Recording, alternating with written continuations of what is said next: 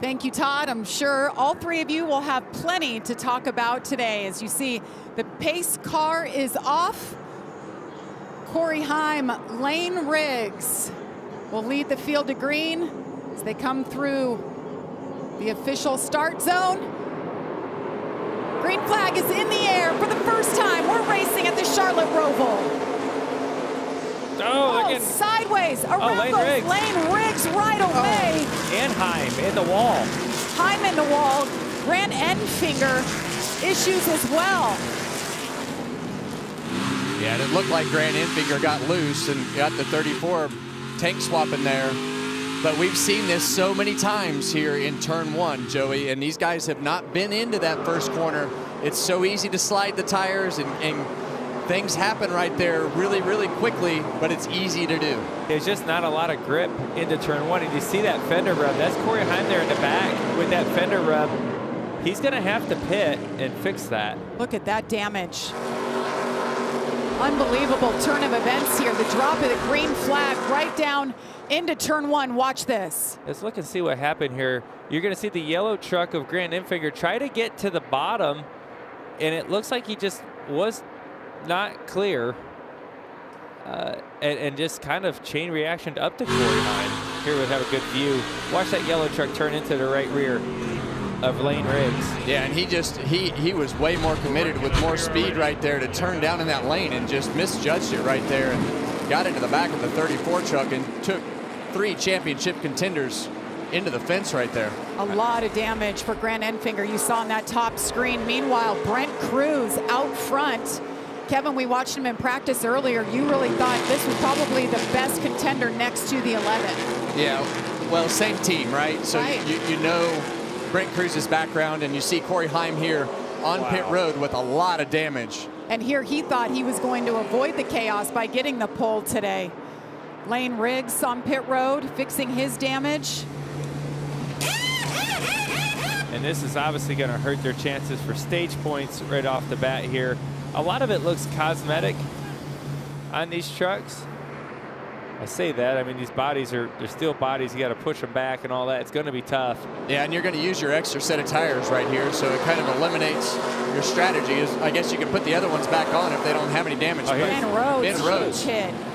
Front and rear of that truck. That one may bring out a caution, maybe not. We stay green for right now. He gets going. Brent Cruz out front. Great battle we saw there briefly by Caden Honeycutt and Gio Ruggiero for second. Oh, boy. Yeah, and that most likely happened over in that turn 5-6 section where it's just the cars or trucks are almost, they're right on edge right there. We've heard the tires chirping all the way through that section, and that's exactly where it is right here. Yeah, it looks like he kind of gets wide, a little bit too much speed. Off into the grass. That's what I said. You get off into the grass here, there's just things to hit. And those tire barriers, you see him going flying like that and just destroys this truck. What a wild start of the race. I kind of expected some spins here and there, but I didn't really expect it until we got to turn 7. Caution is out, guys, for the first time. Let's listen to the radio. I don't know if something broke or what. The rear just came around and I couldn't even save it.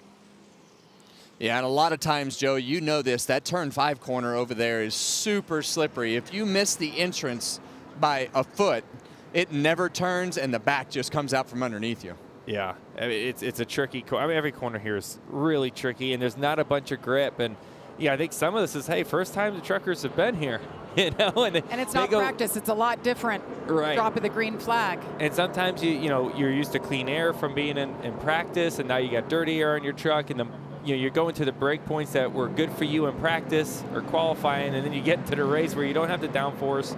The track may not be as cleaned up yet because it's the first run of the race. And wow, what a wild start. I mean, just for the playoff guys, think about what these guys are going through right now. But Jeske, Honeycutt, they see this huge opportunity right now. That's about how far we got. 3 trucks. Big damage at the start of this one. Ben Rhodes in the wall. The caution is out here at Charlotte.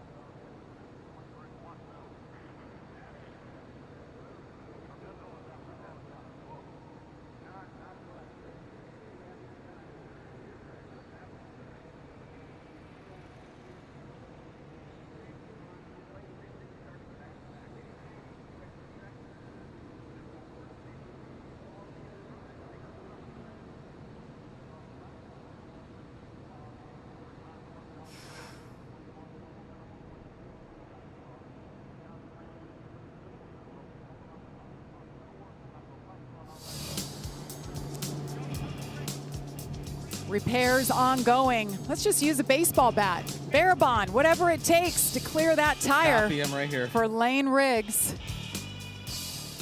Speaking of baseball, tomorrow the ALDS begins with 2 huge game ones. First at 3:30 Eastern on Fox, Aaron Judge and the Yankees, they'll battle Vladimir Guerrero Jr. and the Blue Jays.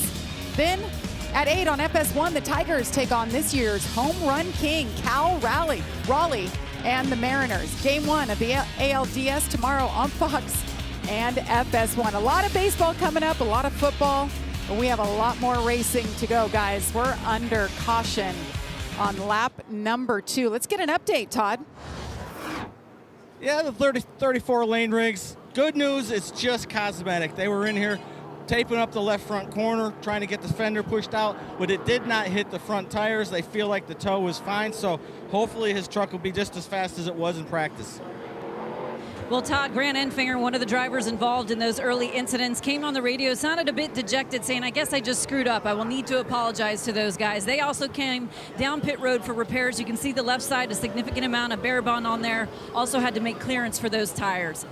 Amanda. And Kaylin, there's a significant amount of Barabon and black tape all over the 11 of Corey Heim as well. Otherwise, Corey feels that the truck is operating pretty good. He said there was a little chatter, but the team, they were debated for a long time if they should even lift the hood of this truck, was afraid they would not be able to get it back down. Corey Heim back on track. He took 2 tires on his first lap down. Now seeing if they can settle into this race.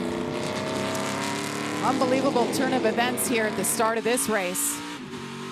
3rd race in the playoffs with a lap 1 incident. Remember Bristol, New Hampshire, our last race, and now here at the ROVAL.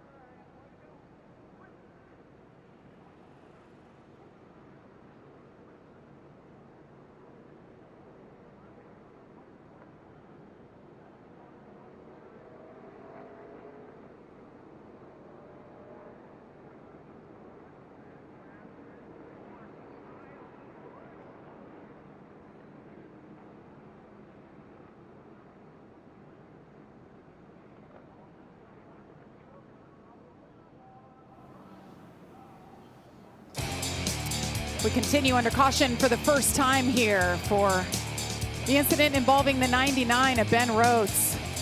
Hard into a tire wall. They were able to repair that, so we should be getting back to green here shortly. But while we're under yellow, Joey Logano, Kevin Harvick joining me here in the booth.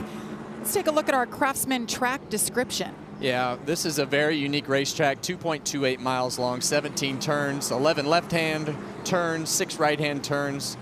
And the elevation will sneak up on you. It says 35 feet of elevation change, which, yeah, maybe. And there's a lot of passing zones here as well. You know, we see turn 1, definitely a passing zone, a little bit of risk there making that pass. The corner I like to pass the most in is turn 7. That's going to be the biggest opportunity for all these trucks, big braking opportunity. But when you see 3, 4, 5, 6, those corners all lead up to 7. That one is key to make sure that you get all those corners good so you can have the opportunity to pass. And then you have the chicanes, the one on the back stretch, 10, 11, 12, and then the front stretch, 15, 16, 17. High-risk passing zones. You can outbrake somebody into it, but you got to have a little give and take. And if the truck that you're trying to pass doesn't give you a little bit of space, it gets ugly really fast, and you may blow the chicane, which means you'll have to make a stop and go and lose even more spots. And somebody's going to hit a curb really hard if you're going there side by side. Either one side or the other. If you don't hit the first one, you're going to hit the second one. And you're going to hit the other truck you're next to. That's right. Somebody's got to give. And so late in the race, those passing zones are really challenging. Work ongoing for Corey Heim. Amanda? Yeah, what you just looked at was Corey Heim's 4th trip to pit road early here in the race. They had to come back down to fix a spoiler brace. I also saw the baseball back out, trying to get some of that still body out from underneath or rubbing against that back left rear tire, guys. I think it looks pretty good to go. He's going to be fun to watch go through the field. I mean, he had the fastest truck, obviously, in qualifying. He's got his work cut out for him. He's got to try to keep it from getting in worse damage, right? Being where you're starting, it's definitely going to be in a sketchy place. Yeah, and I think as fast as his truck was, I mean, it looks fairly decent from the repairs, and it doesn't sound like he feels like there's anything wrong with the front end or suspension. So it'll be a show now. Well, it sounds like all 3 of those trucks that had issues there in that turn 1 incident are good. They're all back out. They're all restarting in the rear. And we've seen Chase Elliott hood deep in those tire barriers before and wind up in victory lane. So it can be done. Don't count him out.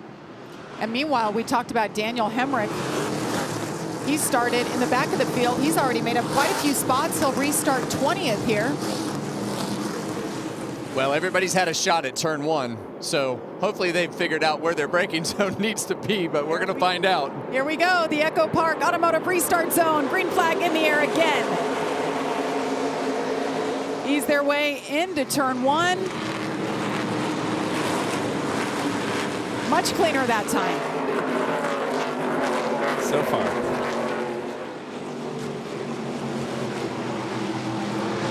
Brent Cruz, the 17-year-old out of Hickory, North Carolina, leads them.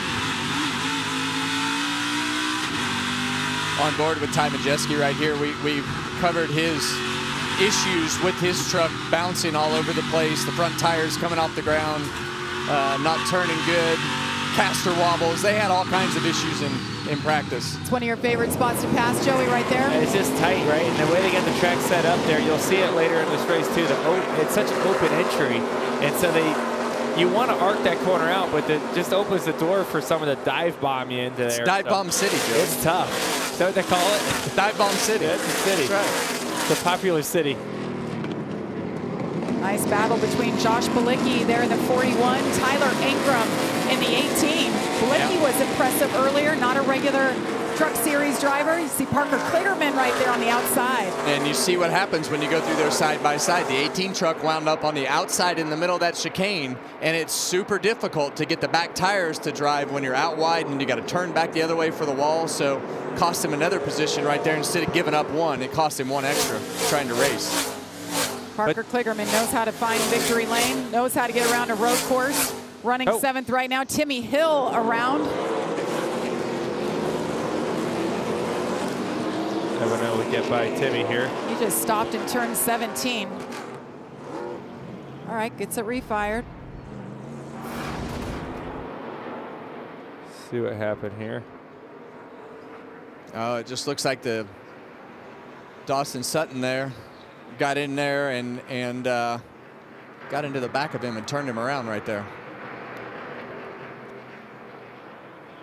Yeah, it's kind of late, right? Yeah. I mean, I think at that point for Timmy Hill, you're assuming, okay, I'm turning into the corner, things are good. Why would someone stick their nose in there that late? Lane Riggs again, you see that? Just avoided him barely. And that's part of being the situation. If you're in the back of this pack, you're going to have to, there's going to be trucks that are spun out at some point. You're going to have to avoid these wrecks. Okay, since the drop of the green flag, once again on this restart, Heim up 12 spots, Riggs up 6. So they're on the move. There they are right here, going into the chicane there on the back straightaway. And you can see the speed that Heim just carried through there. Closed up a lot on that truck in front of him. Yeah, we've noticed that Chandler Smith's truck has definitely not had the pace that this 11 truck has had throughout practice. And Chandler just says, you go on. I know you're way faster. That beat up and you're still that much faster than me. Lock up. I say it all the time. I think reputation matters so much when you go to a racetrack, especially a road course like this. You got a fast truck behind you. These other guys are like, just go. Get out of I just run my laps. I know I can't keep up. And that's an advantage that Corey Heim has right now, is they see his truck behind him at any track. And they're like, oh, he's just faster. Because he is, and he's earned that reputation. He certainly has. Look on the pylon, drivers highlighted in yellow. Those are our playoff drivers. It just looked like they're going so slow off of turn 7, because they are. Yeah. It's a really, really tight corner, and they got to get those big trucks up rolling again. Yeah, you're down into the mid to low 30-mile-an-hour range in the middle of that corner. So definitely a very slow corner. So that's the low. How about the top end? How fast do they get up to on the oval? Is that a trick question? I'm just wondering. I don't know. I bet our stat guys will know. I bet every driver says not fast enough. He's all by himself out here. Look at Brent Cruz. Yeah, logging laps, right? He's just able to keep picking them up, putting them down, trying to build a gap, because right now his crew chief's trying to decide, okay, we're lap 10 of 20. Do we want to take the stage win, which is a playoff point and all that? Doesn't make a difference. Or do we just flip the stage, set ourselves up to be back in the lead after everyone pits? And I think for Brent, I mean, they don't have anything to race for with points. I think for them, they're here to try to win the race, I would assume. So I think it's definitely a good position to be in, and the further he gets out there, the less spots he'll lose when he does come to pit road. The tougher call is going to be for Caden Honeycutt, Ty Majeski. When you get to Caruth, he's just going to do the opposite. Anchor, the same thing. They may just do the opposite of the others to try to, score some points differences on these guys. And that's the hard part about this race, right? You have all these different agendas, and when you have the Brent Cruz, the Gio Ruggiero, the Connor Ziliches, all these guys who aren't racing for points that are going to pit, it puts you in a position to take those playoff points. And we saw how tight those points were from 3rd to 8th right there in the standings. You know that you need to gather as many points as possible, because the first lap could happen again. Exactly. Yeah, you may set yourself up to win the race, and then you get wrecked at the end. You have nothing to show for it. So that's where stage racing has really changed the game a lot, especially as you get into playoffs this time of the year, and points are so valuable. It's fun to watch what's going to happen.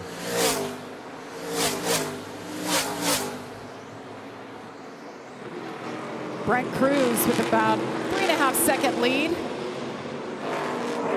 over second. There's Connor Zilich, guys. He's trying to get around Caden Honeycutt. He's been working on this since we dropped the green flag again.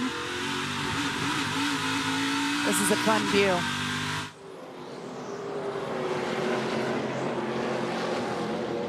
So this is the part of the track. Not much of a passing zones all through here, but it sets up for it. So you got to get this through this corner really good for turn 7. And Connor wasn't quite close enough to make it happen that time. Yeah, and you saw him take a much wider entry trying to set up that exit. But like you said, he wasn't close enough to roll the center into the throttle. And Caden was able to get a much better run down the back straightaway. So all the timing of how you enter that corner, and how you exit that corner is really when you know if you're going to be able to set up a pass or not. It's crazy to see how much he caught him in the braking zone. We just saw the distance between the 52 and the 7. It was 15 car lengths, and he closed a lot up in the braking zone, which shows that Connor's fast in the braking. And that's one thing that I've noticed about Connor Zilich since I started watching him race in go-karts. he has this ability under braking to do things that other people just can't do. He can modulate the brake pressure when he gets into the brake zone really far, and he can get more out of the vehicle in that brake zone. And he's done that since the first day that I've watched him race. So definitely a strength of Connor Zilic. You bring up a good point there. I mean, it's somewhere you see some of the best road course racers. That's what they're able to do, is it's the braking area, and they can change directions in the braking. Like last minute, like you may be going straight, like thinking you're getting all you can get, and then they can just change directions and get, you know, right on the inside before you're ready. But she's got another opportunity right here. He's nice and close. This might be it. I was going to say, he's going to take that for pass. third. Connor Zilic to the inside, and he does it. And he did a good job right in the middle of that corner to make sure that Caden couldn't turn back down the hill. He almost checked up more than he wanted to make sure that he couldn't do that crossover pass. Right. Road courses are a happy spot for Connor Zilic. That's what he grew up racing on. I say grew up, he still is a kid, but he's been racing big full body cars since he was 14 years old. And then you have Caden Honeycutt, first full-time year in the trucks. He's a short track guy. Heck of a battle for third, but Brent Cruz, your leader out front. 9 laps to go in stage 1.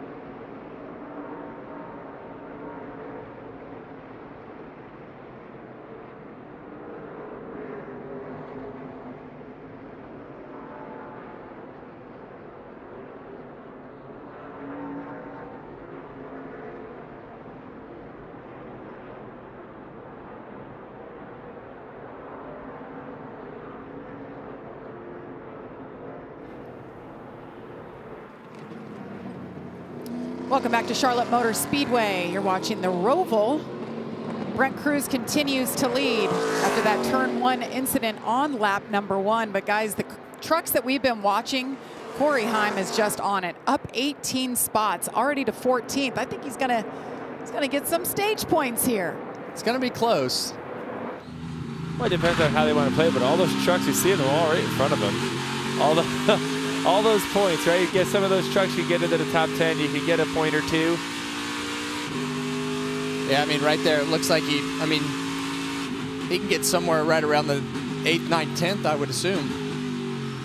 Daniel Hemrick, who started in the rear. Oh, big contact. After having a mechanical failure this morning in practice, didn't qualify. He's up to 10th. Even when you have a fast truck here, it's just extremely difficult to set those passes up in the right sections to put yourself in a position to make a pass where it's available. That's what he's doing right now, and it's kind of interesting watching him go into the final chicane there. He left a big gap. I think he saw all these trucks and thought there's a chance there could be a wreck. He's trying to play it safe and pass them at the right time.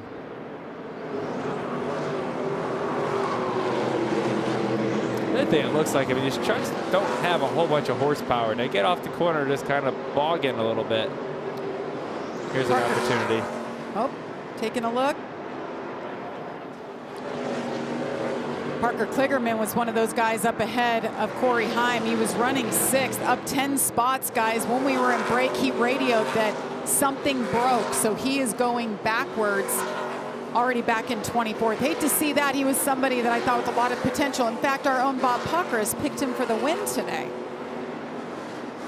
Well, he's had some good runs here in the past. If you remember the Xfinity race here one year, he about had it won when there was a controversial caution there towards the end. So that's his luck. So he's definitely has speed here, but it sounds like he's having some issues. Parker has a very busy weekend ahead. He'll be in the booth for the CW for the Xfinity Series race tomorrow, and then he's on pit road on Sunday for the Cup Series. It looks like a shock or something is broken in the back of that truck. Around goes Chandler Smith. Oh, don't do that. Oh, man. That was close. I was more worried about the curb. That's a big curb that he climbed over. Well, I think everything that we're seeing so far, see what happened right here. Just lost it. Yeah, you get in there hot. You start the wheel if you hop. have too much rear brake, exactly. You start wheel hopping. You miss a downshift, maybe that last downshift, and spin you right around. I think what we've seen so far, we probably should have expected, knowing the difficulty level of this racetrack with trucks spinning out. I don't know about the turn 1 thing, but that doesn't surprise me either. As easy it is to lock up the tires and make a mistake into turn 1. But I think all these spin outs and all the things happening here that we've seen so far probably to be expected because of the difficulty of this course. So 4 laps to go here in stage 1. We talked about the differing agendas, different options, flipping the stage versus running to the end for that track position and hanging on to it. What do you guys think? Lane Riggs, Corey Heim, what do you think their play will be? Well, I think Corey Heim's truck is still fast enough to win the race, and I think you gotta still plan to win the race. And I think that you see the left side of Lane Riggs' truck, the splitter way high right there, but Corey Heim taking another position going into turn 1 right there. So he's going to be in a position like we talked about to probably get to that season 12th, 10th place spot right there. So it's really not about 1 point for Corey Heim. I still think he needs to be pitting in position to try to position himself to win the race. Short pitting. I think he's got a huge point lead. If you're Corey Heim, you got a 69-point lead as you come in here. I'm thinking you maybe probably pit here, flip the stage, set yourself up as the leader, go win the next stage. Hearing a broken sway bar for the 34 Lane Riggs. Riggs is up to 18th after restarting in the back. Some more issues to that truck than we had anticipated. Yeah, you see it. Yeah, you see it roll over right there. You see how high the splitter is off the ground. That the sway bar is definitely broke, and we saw that happen. Earlier in practice. Trucks on pit road already as well, guys. We were just talking about it. Flipping the stage. Connor Zilich, one of them. Caitlin. Yeah, the team electing to make the call to have him pit now. Listening to the feedback on the radio, Connor really hasn't said a whole lot. He's just said it's really good so far. And I talked to Brian Patty earlier about what it's like working with this young driver. He said he is the next Jimmy Johnson. He is the real deal. Both the driver and crew chief were very much looking forward to working together for the course of this race. Connor Zilich comes in from 5th. And there you have it. A lot of trucks on pit road. There's Corey Heim. Corey Heim on pit road. Grant Enfinger on pit road. Amanda. Yeah, and you guys wanted to know the question of where they were going to position Corey Heim, and you're exactly right. To win, this was their strategy ahead of this. They wanted to short pit this stage to get track position for that restart and to have Corey back out front. It has been a battle for this first stage. You see those tires go on as Corey will get ready to battle for it in stage 2. Okay, so that was the second stop for Corey Heim. Second set of tires used up. That means he only has one set of stickers left. 42 had issues coming down pit road. Matt Mills, he was stopped, had to back up to get into his box. Yeah, and he's got a bunch of damage on the left front of his truck. Back to that 11 truck, he didn't have a very good pit stop either. See what happened here. He's a little, oh my goodness. And that's with his teammate. Big damage there. Miscommunication. There's Brent Cruz. He's been cruising out front. Led all of them until right now when he gave up the lead to Pitt. That gave the lead over to Caden Honeycutt. And things are going to get interesting now. Brent Cruz is 5+ seconds in the lead. So is he going to be able to cycle? And there's some trucks that are staying out here. Is he still going to be able to cycle and get stage points because he's had such a big lead over the majority of the field? Yeah, I mean, in reality, he should be right in front of Connor Zillage, who is in 8th place. Zillage had a 16-second stop.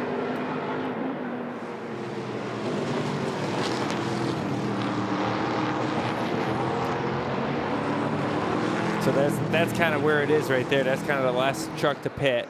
So this is kind of the race to the end of the stage. And really exactly what we would expect. The playoff guys taking those points, especially for Caden Honeycutt, Ty Majeski, guys that probably didn't think they had a chance to win the race, but they're on their way to guaranteeing themselves a lot of points on the day to take those 10 points, 9 points to be able to win the stage, an extra playoff point to win the stage, and almost somewhat guaranteeing yourself a pretty good points day. Well, you say that until you restart 25th and you get caught up in something, right? That's the risk they're taking, right? So they're, on one hand, okay, we got some points, that's great. On the other hand, they're going to be way in the back, and we've seen what can happen. Well, we've seen what can happen as a leader, but we know the likelihood of that happening, outside the top 10 is more. And you say that because obviously they're going to have to come in and pit, then they're going to shuffle in mid-pack. Caden Honeycutt came in here in the 8th and final cutoff spot, 7 points back. So to your point, Kevin, maximize all you can today. Remember, the next race up, Talladega. Well, Caden Honeycutt has really done a good job since they dropped the green flag in practice, and we talked about how many hours that he spent in the simulator getting himself prepared, talking about the people that he had to compare to with Corey Heim and Brent Cruz and all the data that they have for those Toyota trucks to be able to compare to. So he's done a great job of being prepared for this race, and now has put himself in a position to get a stage win. First stage win of 2025. Caden Honeycutt putting in the work. And that'll do it. Caden Honeycutt, Ty Majeski, Tyler Ankrum, and Daniel Hemrick. How about that? Starts in the rear, fights his way all the way through to 4th. Brent Cruz, who led 17 laps earlier, in 5th. That's how much of that lead, Joey, you talked about. Right, that lead mattered, right? And he's able to get some points and be cycled as the leader after this, because the top 4 trucks have to pit. I assume they have to pit. I wouldn't see why you wouldn't unless there's something that I don't know up here. But then they're going to be cycled to the back. He's going to be in good shape. The 5th, 6th, 7th, all those trucks back there are in good shape. So Lane Riggs, even with the broken sway bar, ends up 10th there. Corey Heim back in 18th. We'll step aside. Pit stops for those front runners when we come back.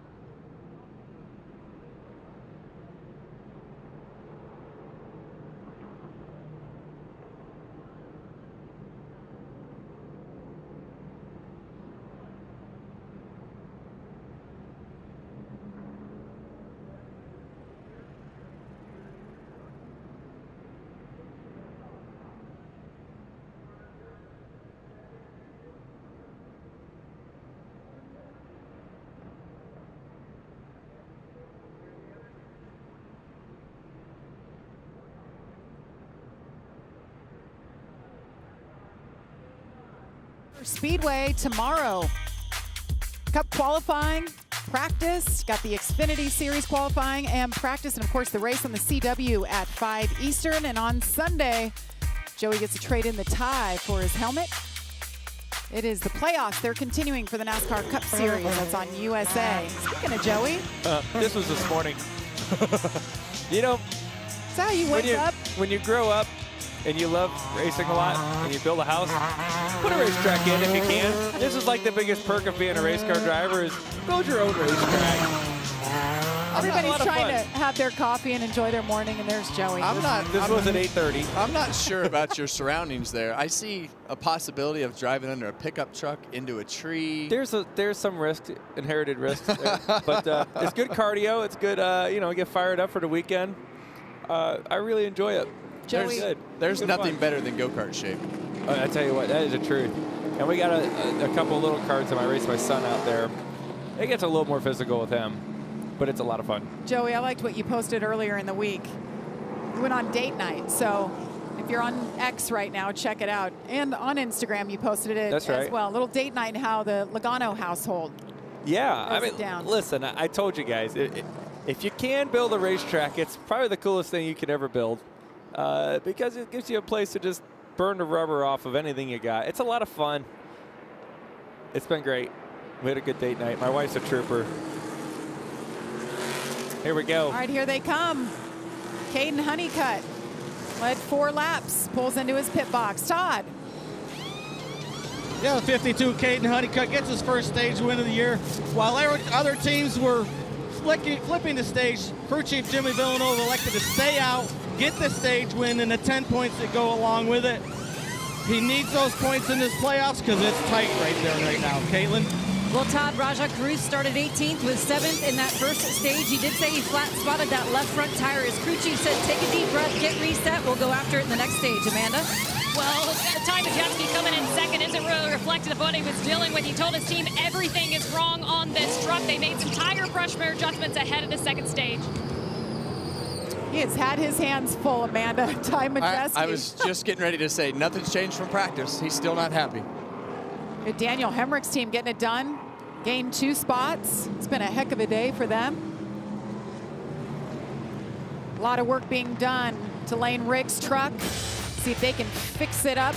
We'll drop the green flag for stage number 2 coming up.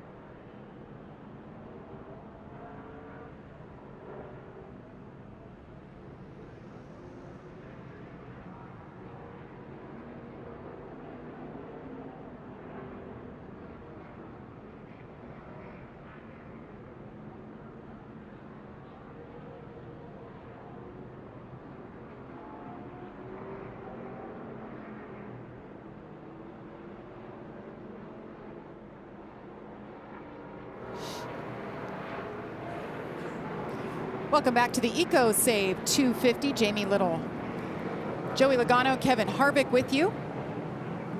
So far, it's been action-packed. There's been a lot to keep up with, especially with our playoff drivers. When we went to break, we had Lane Riggs on pit road still repairing his issues.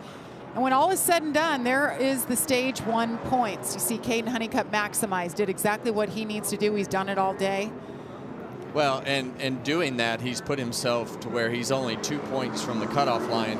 Lane Riggs is in right on that cutoff line, +1 right now. So taking those stage points, you know, I know he's back in 15th now, but he's also got a couple lap fresher tires, 2 or 3 lap fresher tires, and a lot of the guys that he's going to be racing around, but he's guaranteed himself that he got those 10 points. That's nice to have. It ain't going to be easy from here, though. Todd, what's the update on the 34? Yeah, Jamie, it's not good. It didn't break the sway bar, didn't break a Heim joint. It actually ripped the mounts right off of the low ray frame. So there's no way that they can fix this and make the truck better again. He's just going to have to ride it out for the rest of the day. Well, that's what Joey was talking about earlier. Anything that might be fatigued or run more than it's supposed to be, because a lot of times these truck teams will run parts for a long time, try to stretch the limits, but this place will expose weaknesses really quick in that department. And it's such a hard call, right? When you're putting a truck together, you look at the parts and you go, yeah, it looks pretty good. Yeah. Unless you really study it or some kind of microscope or whatever it is, or just have mileage limits on your parts, it's hard to do that correctly. But the price, if you make a mistake, is huge. And that's what's happening for the 38. How about this front row right here, guys? I've watched these kids race since they were in go-karts. I can promise you, they want to beat each other, have since the day I've seen them race. Brent Cruz, Connor Zilich. They make their way through the Echo Park Automotive restart zone. Green flag is in the air. Can they keep it together into turn 1? So far, so good. Cruz did a great job there in the restart zone, being able to clear himself with the car length or so to be able to have a little bit of security in the turn 1. Well, we know how good those Tricon Garage trucks have been here with Corey Heim, Brent Cruz, Gio Ruggiero, part of that team as well, in 4th.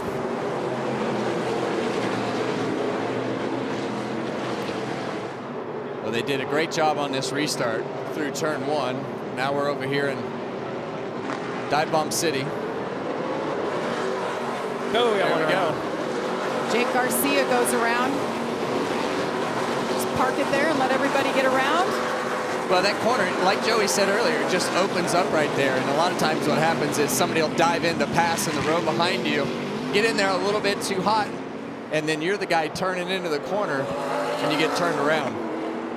And I think that's what makes all these playoff drivers, and myself included, into the race on Sunday, the most nervous is that turn 7, because it can happen from two cars or trucks back. It's not even the truck that's directly behind you. It can, like Kevin says, a couple back, and it catches you off guard where you think you're already in good shape and then you're not. See our playoff drivers highlighted in yellow. They were down there quite a bit, slowly making their way up. But look at Corey Heim up into 7th after wrecking on turn 1, lap 1. They have done an amazing job fixing that truck. And Corey must have had a great restart there, passing a lot of trucks. Yeah, we saw him have a little bit of trouble on pit road. They were working on the body still, so I shouldn't call it trouble. Continuing to do some repairs on that truck during that pit stop, so they spent a little bit of extra time making sure that they didn't have that tire rub anymore during this run on the right front than they had on the last run. Josh Balicki on the inside of Corey LaJoy. Corey LaJoy last night, great job with the Kickball Classic. A lot of drivers came out, a lot of fans. It was a good time, raised some great money for a local YMCA. So Corey made an interesting decision there. He could have stayed side by side with Balicki into the back chicane here. Instead, he decided to always wheel hop in here. He gets a mode up. But he decided to get in line and not go too wide through this chicane here in hopes to keep Corey Heim behind him. But Corey's got so much speed. Battle of the Corys right here for 5th spot.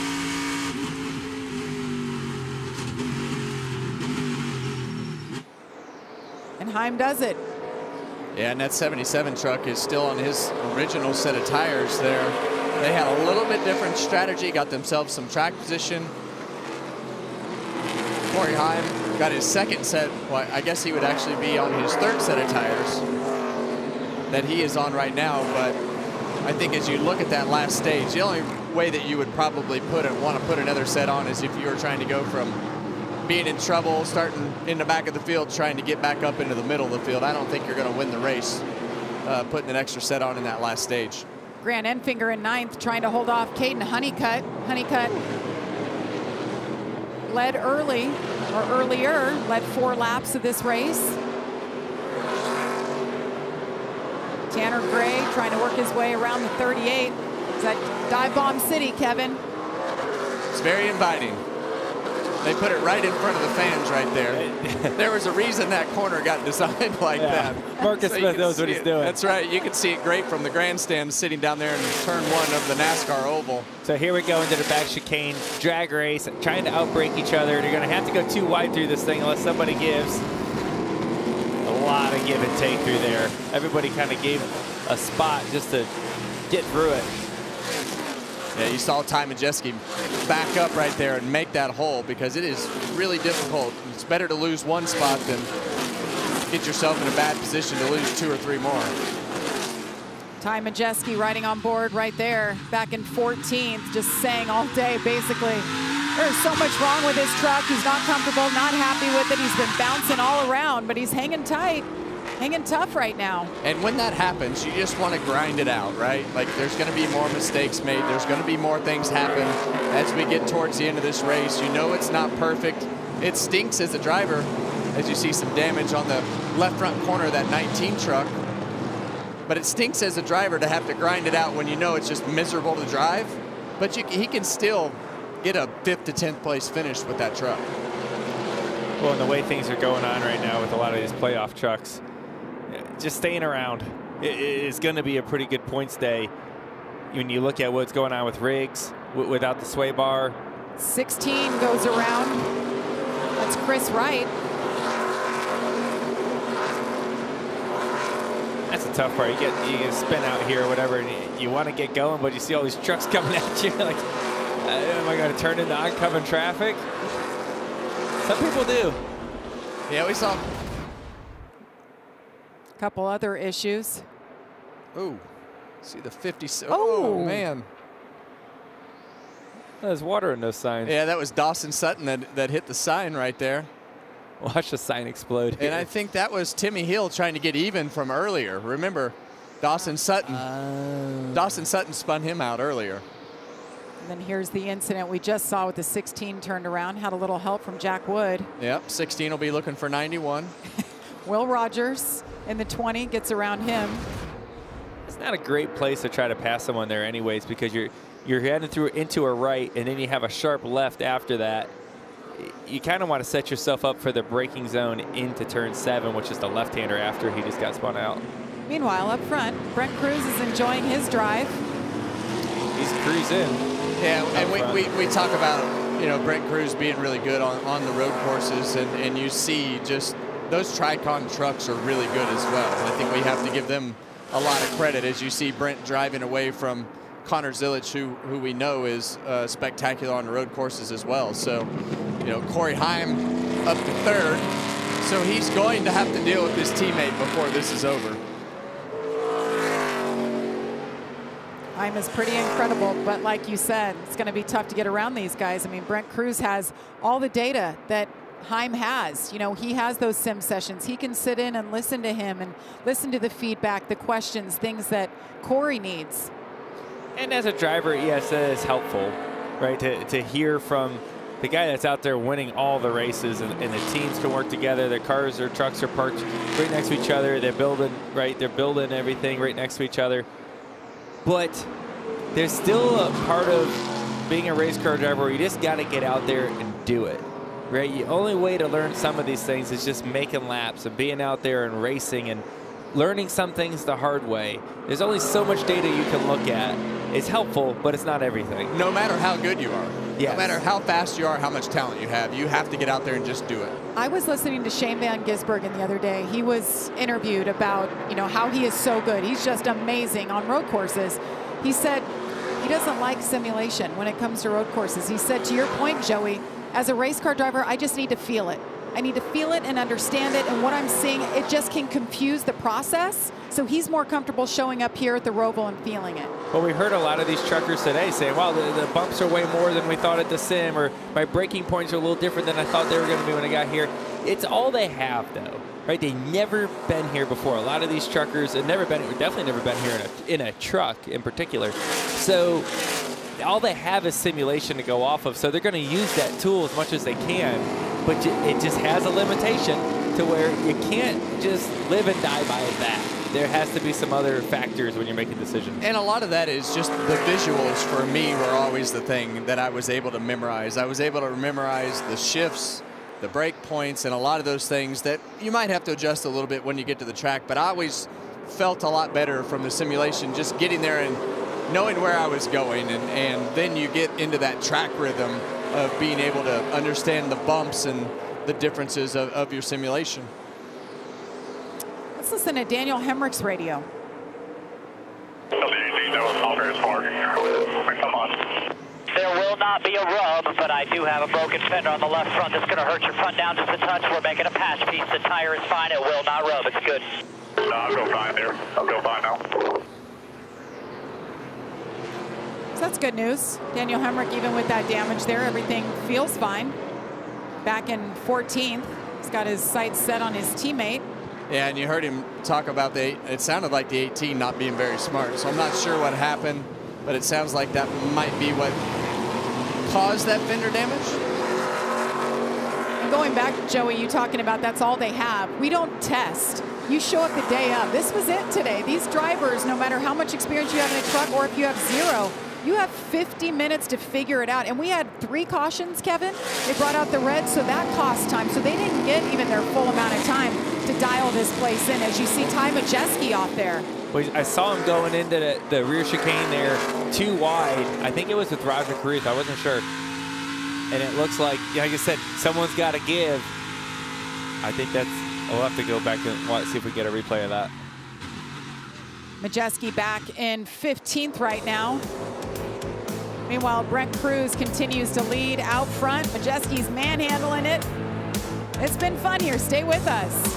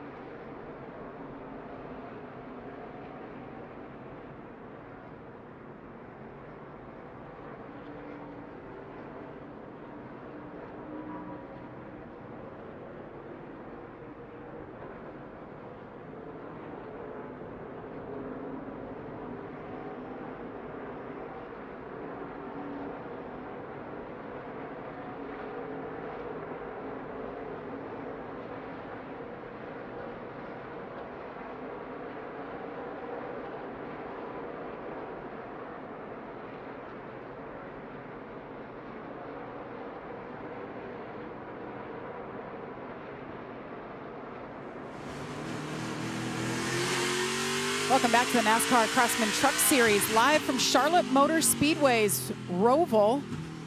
Brent Cruz continues to lead, the 17-year-old, making his 8th career truck start. Not driving like he only has 7 starts under his belt, but what a day it has been. From the drop of the green flag, this was turn 1, lap 1. Corey Heim, 9-time winner on the season, goes around Lane Riggs, who's second in points right there. Severe damage, Grant Enfinger collected. The team works diligently on all the damage on the 11 truck, and he put on a show, guys. From the back, one at a time, he has worked his way up to 3rd. He's definitely still in this thing. Yeah, well, he just ran his first lap faster than the leader of Brent Cruz that last lap, so his truck is still capable of winning this race. But he was about a foot from missing that tire pack, the end of that tire pack into turn 1, and I've hit them both, and I can tell you the wall does a lot more damage than the tire pack. I tell you, he's reeling in Connor Zillage too. I was saying how right now he's the fastest truck on the racetrack the last lap. I mean, he's looking to see if he can get past Zillage. That's going to put him in a decent spot for trying to win this race after the stage. The other thing you wonder too, like all that damage too, is it going to affect his pit stops, right? The speed of the pit stop. Are they able to get that right front tire out of that fender well? Is he going to lose spots on pit road? You know, those are all things that the pit crew is going to have to deal with too. Yeah, that's a good point, because that fender on the right front is way over the tire. One note while we were away, Andres Perez in the 44 truck for Nice Motorsports went to the garage. He was running 6th at the time, had a transmission issue. This is one of those tracks where things break, right? Transmissions, rear gears. We see just suspension pieces today. It's just a challenging racetrack for everybody, driver, team, everybody. And for the truck teams in general, they've not raced on anything like that, as we see a lot of smoke down the back straightaway from somebody.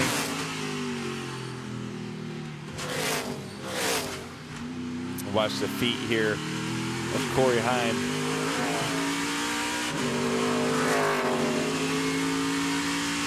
So this is a tricky braking corner here because you got lateral in it, so it's easy to lock the inside tire. You see, gives it a little double check on the brake, make sure it's there, it's pumped up good. Grabs a couple downshifts. It's easy to throttle.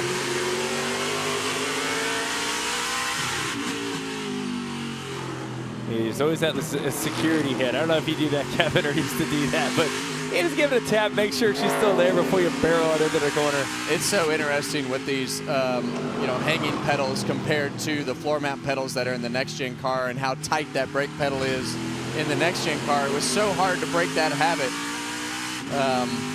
to not pump the brake, because it would engage the brakes on the next-gen car, right. Where in these types of vehicles, you always did that courtesy pump. And what happens too sometimes, you run over curbs or things like that, it'll kind of bounce the pads away from the rotor, and it does create a little bit of a gap. So you want to be able to push those pads back up against the rotor before you clobber onto the brake pedal. You want to make sure you have that feel right. There he is. Corey Heim about 2 seconds behind Connor Zillage. You saw that blue number 7 right ahead of him. Brent Cruz about 4 seconds ahead of Connor Zillage, about 6 seconds now. So that window to flip the stage should be opening here shortly. In the next 2 to 3 laps, we should see if anybody's going to flip it, that would be the time. Yeah, and you know, Brent Cruz will pit a lap later than most of them, being the leader, because when he crosses the finish line with 2 to go, that's when the pits close. So, you know, you still got Caden Honeycutt still sitting there in 5th. We got a tire carcass here. This might all change everything anyways. But you wonder where it came from. And this is one of those situations, if you see this on the racetrack right now, bring her to pit road before the caution comes out for a size of debris that big. And there you see a Gia Ruggiero, they saw it. this is going to cycle him out front because he's going to make his pit stop unless they throw the caution for that or don't throw the caution for that. It's below the racing line, right at the start, at the alternate start-finish line between 3 and 4 on the oval. So we remain green as Tanner Gray comes in for his tires and fuel. And this will be interesting to see how NASCAR calls us, because I've seen in the past where NASCAR doesn't want to get in the middle of a green flag cycle and screw up people's strategies. But you've also seen when there's a tire carcass on the racetrack, they throw the caution for it. And that's pretty much, I mean, it's on the apron, but it's right where you're running, right on the line. So definitely interesting. I believe if I saw that on the racetrack, I'm coming on pit road. Yeah, and here Connor comes Zilich on pit road. Caitlin, he's coming your way. Yeah, Connor Zilich pits from second, said he was tight center, loose off, also saying, I feel like I have no grip anywhere. So they're going to go ahead and do a track bar adjustment for the 7.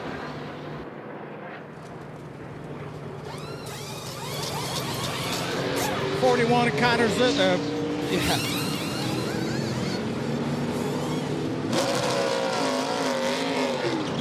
Josh Balicki in for his service. Ty Majeski on pit road as well. Balicki's done a nice job. He's had a great day. Practice, qualifying, put together a nice race. This guy, Ty Majeski, he's been miserable inside the truck, but they are grinding it out. You see some damage on the right front fender. We've seen him stop in the back chicane. When he missed the chicane, a little trouble on the left rear right there, but talk about a miserable day. Lane Riggs didn't have a shot. It ended before we even started. If you're just tuning in, he's got no sway bar on that truck, Lane Riggs, so he's been struggling with a lot of roll in his truck. Here comes your leader, Brent Cruz, on pit road. Pitts with a 7.5 second lead over Corey Heim. Uh-oh. Can't get the right front off. Yeah, and that's what we were talking about on Heim's truck, and this truck's got the clearance on the fender, but when that tire doesn't drop down very fast, it's hard for the tire changer to get out.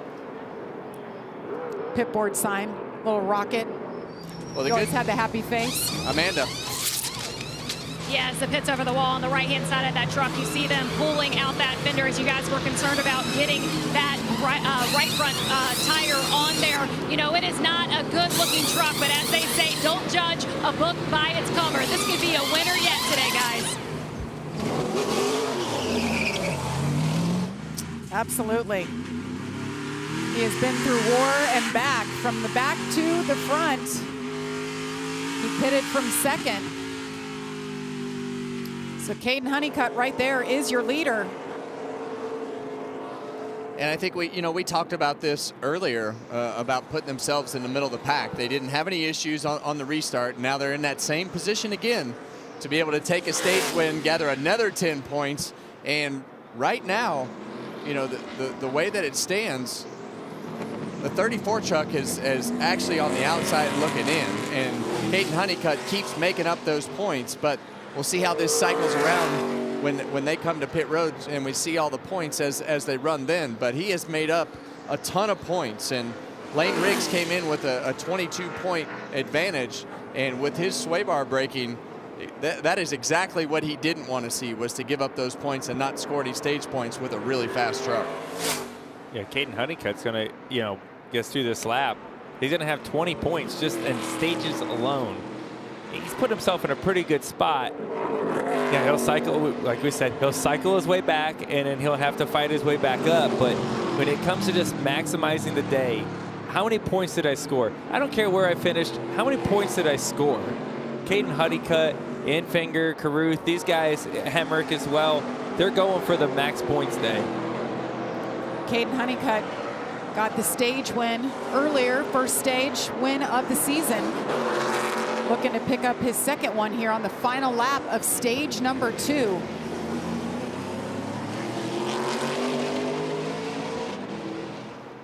And as a crew chief, when you're sitting up on the box and it all works out and you don't wreck on the restart and you're able to cycle your way back up there, win another stage, you know, you're in a fortunate spot that everything cycles through. But it is definitely a chance that you take when you don't flip these stages from a track position standpoint. But you said it, Kevin. Honeycutt, Enfinger, Caruth, Hemrick, all these guys, they're not going to go up there and beat Cruz and Heim. They're not fast enough. So you got to understand that and accept it. Sometimes you don't want to, but you have to. It's okay. How do we make our day great, even though we're not the fastest? This is how you do it. Here comes Caden Honeycutt. He picks up the second stage win of the day. All 3 of his career stage wins have come right here, actually, at Charlotte. He got one on the oval earlier this season as well. Well, Stuart Friesen, the man that normally drives this truck, he's the co-owner of the truck. He is at home healing up. He's got to like what he's seeing here today at Charlotte. Pit stops on the backside.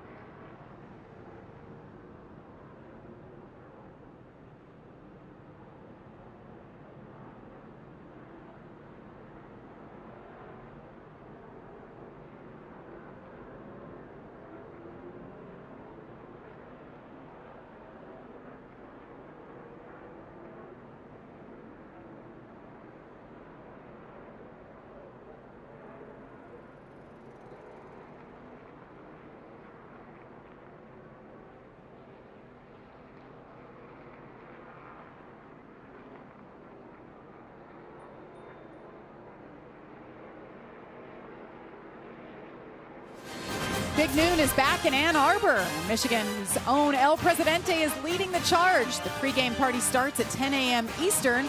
Then it's quarterback Bryce Underwood and the Wolverines going head-to-head with Wisconsin. That's at noon. Big Noon Saturday. That's only on Fox.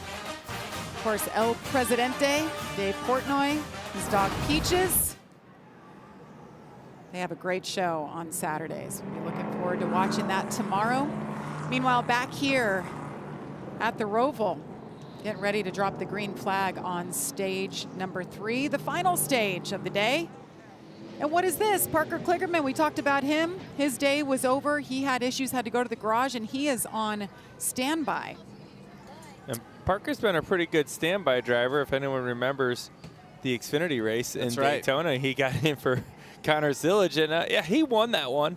So, you know, if you're going to be a guy that needs to get in for someone, I'd say Parker does a pretty good job at it. Well, we're hearing that the 20 of Will Rogers from Young's Motorsports was not feeling well. He's still in the truck. He might try to tough it out here, but they're getting Parker ready just in case. So why would you do this? Well, if your driver's not feeling good, he's going to get out. Why would you ask another driver to hop in to finish it? Someone's got to finish the race, right? I mean, it's NASCAR racing is not, I know we like to glorify the drivers, but it's not just the drivers. right? Like these teams are out there racing for points. There's a lot of men and women that are working on these race cars.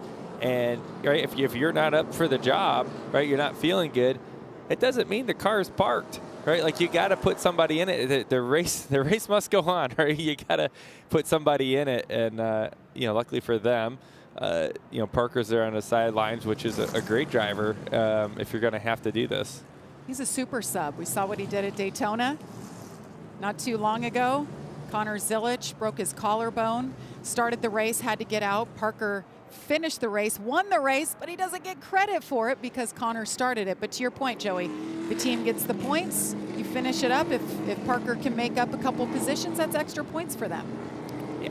And financially it matters too, right? These trucks, depending on where you finish, is the difference on how much you get paid. The team gets paid. So, yeah, you got to go out there and get those spots. And another thing, when you're racing every week, you want to try to be in the right group in qualifying and get the right pit stall. So there's just an endless amount of things where the finishing position helps, whether it's financially or pit stalls or whatever it is. There are benefits from finishing as far forward as possible. Here we go. Pits look like they're going to be open. Here they come. Caden Honeycutt leads them down pit road. Todd. Yeah, Caden Honeycutt's crew chief, Jimmy Villeneuve, decided to stay out again and take that stage win, get those points. Caden drove to 7th place under green. Jimmy feels like they can get back in that top 10 under green. Went for the points. Caden said, don't change your truck. I love it the way it is. Caitlin. Well, Todd, looking at the 71 of Raja Caruth, respectable day for him. Picked up points in both stages, saying he's tight in 4 and 5. Feels like he's been lacking drive all day in that 71. The 9 of Grant Enfinger, great bounce back after an early incident for that team. He says it's loose in turn 6, but the balance is pretty neutral, Amanda. Yeah, hopefully for Tyler Ingram, that team is wrapping up the pit stop for them. His crew chief told Tyler it is going to be a battle the rest of the way. A lot of teams are expecting this stage 3 to get ugly. Mark Hillman said, hammer on them. Raja Caruth's team, nice job, picked him up 2 spots. You talk about this race getting ugly, meaning it's going to get aggressive. I can see that. If it's going to happen, it's going to happen in the first 4 or 5 laps. That's right. And then I can see it maybe creating some separation. But it's going to be fun. And you see Daniel Hemrick here with it. They're trying to fix that left front fender that they had some damage on. Said it didn't feel like it was affecting the truck. May as well take the time. Quite a few laps still left here at the ROVAL. 25 laps to go officially from Charlotte Motor Speedway. Brent Cruz, the leader.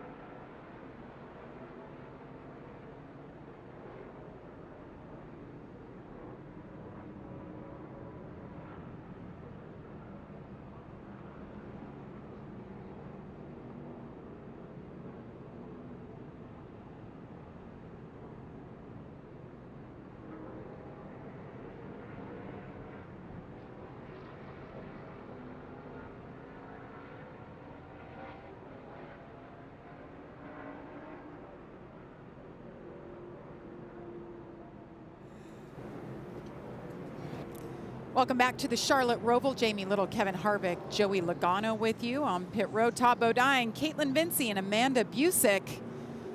Well, it's been exciting, guys, and it's been good and bad for playoff drivers. All of them have scored some stage points, but here's a look. Started at the drop of the green flag. Yeah, and that was just a mistake by Grant Enfinger, but it wiped out a few of our playoff guys. And then Ben Rhodes, big move, big mistake back there in turn 5. Then he just had some carnage throughout the day. Some carnage in this final corner here, this final chicane, where it's just a tricky corner. Here you see turn 7, tight.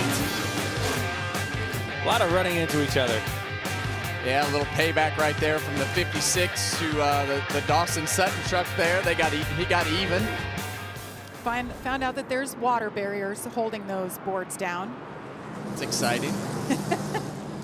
Joey needs to know this stuff. He's on track tomorrow. I mean, I'd like to not figure that out personally. But yeah, but you're gonna go through that much easier in your car than this truck. Obviously, you're gonna go right through it. So the splash could be bigger. Oh, thanks. I was thinking I would get through the corner, Kevin. Oh, I just meant, like I wouldn't hit it at all. You could just hit it with full speed and blow it apart. Cool. So we see Parker Kligerman did not get in the 20, but he'll remain here. We're told that Will Rogers said that he wants to try this restart, see how he feels. If he feels crummy, he's going to bring it down and see Parker climb aboard. So Joe, our stat guy, just gave me this. 50% of cautions on road courses this year occurred in the final stage. Well, it sounds just like that radio chatter that we just heard from the teams. They must get Joe's stats. It's good. Stay tuned. Like I said, if it's going to happen, it's going to happen on these starts. So the youngsters, Brent Cruz 17, Connor Zilich 19, been racing against each other a long time. Here they are laning on each other. Stage number 3 officially underway. Connor so bad wanted to be able to stay side by side with Brent Cruz there. Was not able to do it, but has a great turn 1. Look at Josh Balicki right there trying to hold off Corey Heim. Heim maintains that 3rd spot. How about Bailey Curry in the 45 up to 5th? Gio Ruggiero in 6th. Yeah, and I think up front, Connor Zilich knows that if he's going to get this lead, he's got to do it these first couple of laps. It seems like the longer they go, the better that one truck gets compared to the 7. See a little bit of defense right there from the 1. Connor Zilich in a truck for Spire. Uh-oh, I hear some rev limiters down there. We got one around. Somebody's spinning out in turn 7. Oh, Josh Balicki. He was 4th. Dive bomb corner. Dive bomb city down there. I could hear the rev limiter of somebody spinning a donut. In the booth up here. Let's see what happened here. Golly, man. 17 pushing the 45 in there and shoved the 45 right into the back bumper of the 41. We talked about that earlier, Kevin. Like, you think you're good. You're into the corner. Everything's fine. From 2 trucks back, you get wiped out. Look at Ty Majeski up to 6th. He's been running 12th to 15th here for the whole 2nd stage. Well, and that's what can happen. You get a good restart, you get clean air, you get a little distance between the chaos behind you of everybody battling for position. Next thing you know, you look up in the mirror and you've got 20 truck lengths on the pack behind you. So how about Lane Riggs? He's running 10th, no sway bar on this thing. I mean, it's kind of goofy looking watching this thing go around a corner. The nose is up in the air. Doesn't look like it's doing anything a race truck should be doing, but he's doing a great job maintaining. No give up in Lane Riggs. Came into this round of 8, 2nd in points. A 3-time winner on the season already. Just bad luck at the start of this race. Jeske with another pass there in turn 7 on Ruggiero. Gio's done a good job all year. He's really impressed me with all the success that he's had in his track position and where he's run and his racecraft and things that he's done throughout the year in that 17 truck. He's done a great job. Obviously had a lot of success in ARCA and the things that he raced getting to this point, but he's had a great season, first season in the truck. He had 0 truck starts when he came into Daytona this year, and he's fast. They had to pull him back a little bit. He's worked on his racecraft. He is one of those that sat in the sim with Corey Heim, his teammate, just watching and listening to try to learn this place, and it's showing. Something wild to look at here, guys, is look at the gap. The first 3 trucks all within 2 seconds. Look at the gap from 3rd to 4th, back 8 seconds. Some of that's because of pace, sure, but a lot of it's because they've been racing. The 41, who was 4th, got spun out. A lot of trucks checked up for that. And they created this huge gap. So if you lose touch of the leaders like they do right now, the only prayer they have is a caution. Look at these trucks battling for 4th. And that is not the place you want to be on the outside of the racetrack, but it puts you in a good position. Oh, 3 wide. Mozak pushes him 3 wide. Oh, Majeski saw that. Smart move. That's an experienced racer right there. Majeski saw it happening and gassed up before the 1/3 point of the corner so he didn't get dumped. He said, I got to get out of the way. And he did the best job he could to make sure he got out of the way and secure that position. And right behind them, Lane Riggs just picked up 2 more spots into 8th. Those are the moves that puts Ty Majeski having a chance to win the championship year in and year out. Little things like that matter.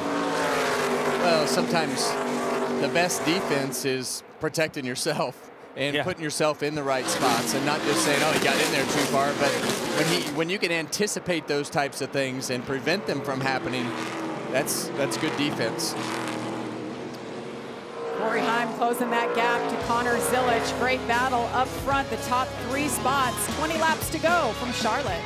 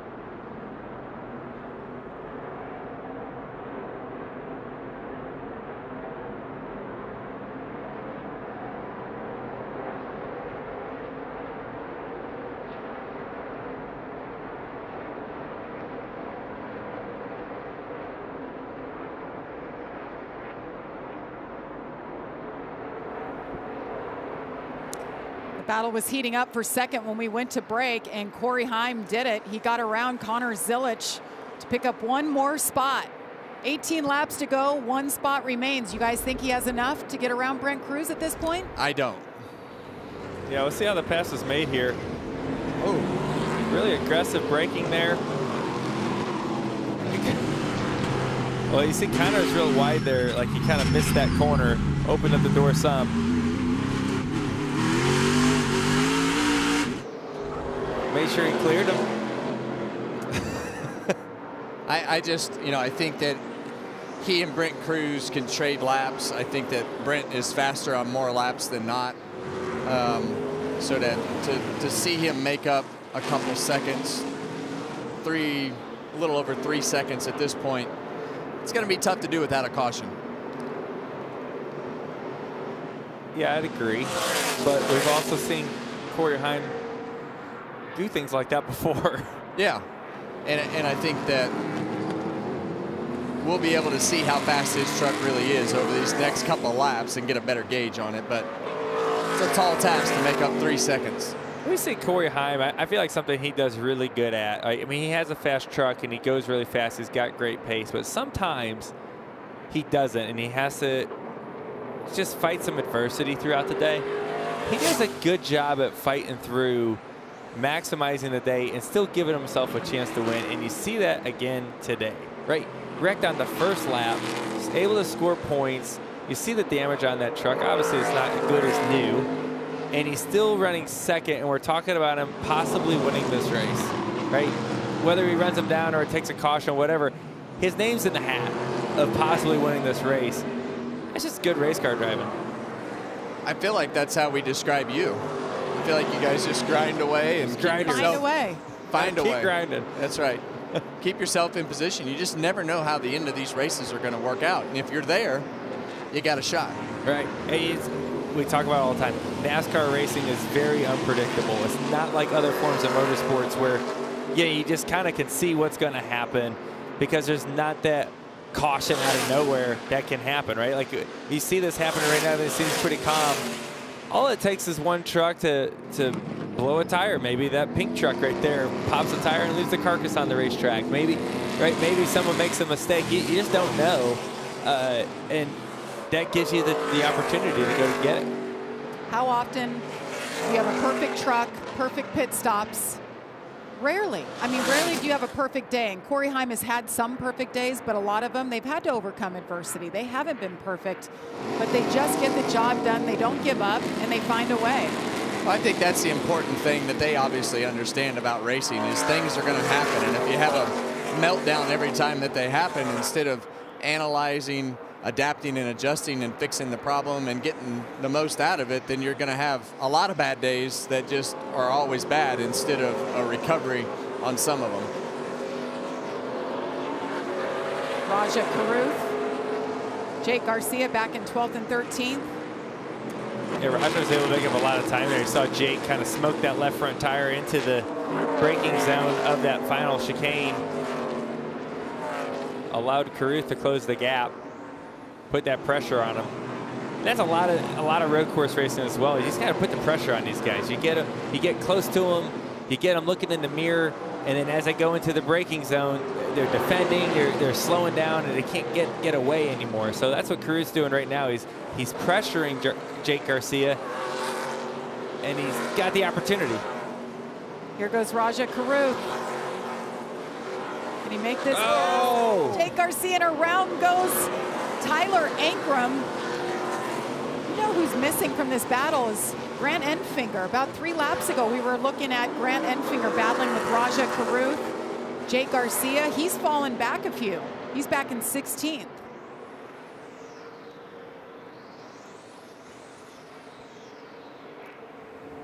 "15 laps to go. It has been a special day for Brent Cruz, looking for his first career Truck Series win.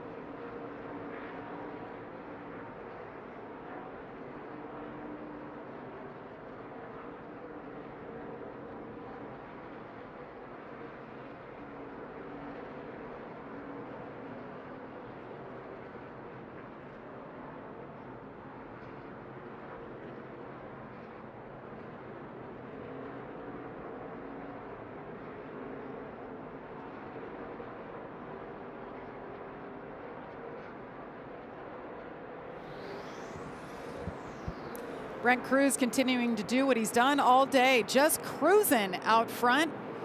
He's led 43 laps so far today. A 3-second lead over Corey Heim. And you may have noticed the pink walls, the pit road walls around Charlotte Motor Speedway. Of course, it's October now, and that means it's Breast Cancer Awareness Month. Pink encourages screenings and supporting those, of course, who have been affected by breast cancer. So you see some of the pink trucks. You'll see that throughout the month of October. Nice initiative and a good reminder for the women in your life, go get screened. See a pink truck right there. Bailey Curry doing a good job with it as well. He's running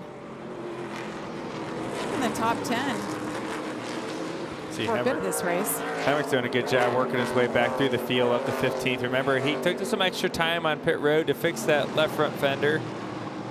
Looks like it's fixed-ish. and it's really important every position that he can get. He's now 4 points on the other side of the cut line. So all of these 1-point positions matter with Talladega coming up, Martinsville coming up, because how many times have we seen it? See some big contact back there between the team trucks, 42 and 45. But saw this on pit road earlier. Got them all right there together, all the niche trucks, 42, 45, 41. This will be fun to watch as they go into the chicane, because it doesn't seem like there's much give and take between these two.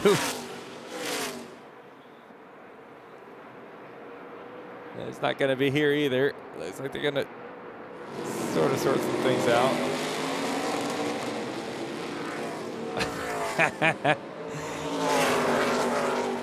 Yeah, you see Bailey Curley and Matt Mills. You see 45 running up the hill like, hey, man, what are we doing here? Josh Balicki's like, just keep it up, boys. two for one. He's trying to figure out what lane he should get in here. Oh! Which was going to keep him from that happening. Gracious. Matt Crafton taking advantage of really all that, getting a couple spots. That was all a battle for 15. Balicki falls back now a couple spots. Crafton gets around, moves into 17th. Yeah, and we saw that 45 of Bailey Curry hit that blue turtle. It's a big one. You've hit him, Joey. I mean, when you hit the front side of it like that, it will definitely get your attention. Yeah, and you saw Balicki kind of took most of that hit where he had to lift and not get into the wall. But it's really not much you can do. After you hit that curb and the whole truck goes up in the air, you're along for the ride as a race car driver. Oh. Man. 45 truck. Matt Crafton has been super aggressive, and he just drove in there and got him. Flat out took Matt Crafton out. I wouldn't want Matt Crafton mad at me. He's going to be mad about that one, as he should be.